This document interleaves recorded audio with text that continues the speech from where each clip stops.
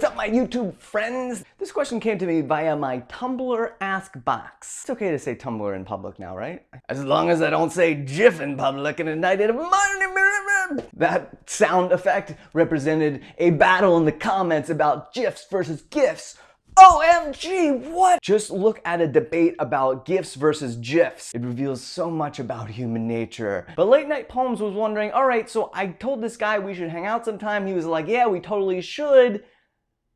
Now what? How do I get him to actually go on a date with me? Well, this is a great question. I want to pause here though and talk about the fact that I'm wearing a sweater with no undershirt underneath, which is stupid because it's a wool sweater and it's becoming very itchy on my skin. But let us now return to the question at hand. After you say we should hang out sometime and the person's like, yeah, just talk normally, right? Because you don't want to seem desperate by immediately trying to push them down into a date. Push them down, wrong choice of words. Pin them down into a date. Again, very painful. Lock them down. The point is that like 2 or 3 conversations later, what you want to do is drop this line.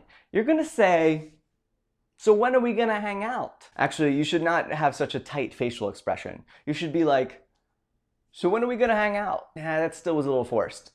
Be a little more friendly, like, so when are we gonna hang out? I don't know, I'm doing a very bad job acting today, but you get what I'm saying. The point is, by saying this, you have transferred responsibility for planning the date into his mind. Because instead of saying to him something like, hey, so do you want to hang out on Saturday? In which case he can be like, no, I'm busy then. You are forcing him to brainstorm potential options in his mind of when he can hang out with you. You get what I'm saying? Are you feeling the thought train? Are you seeing the train? The train?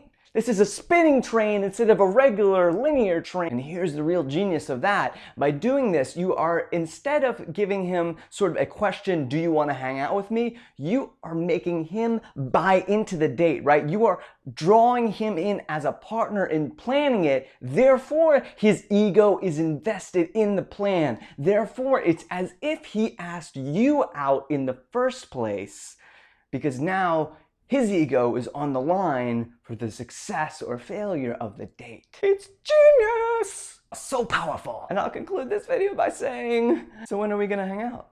AMPUTEE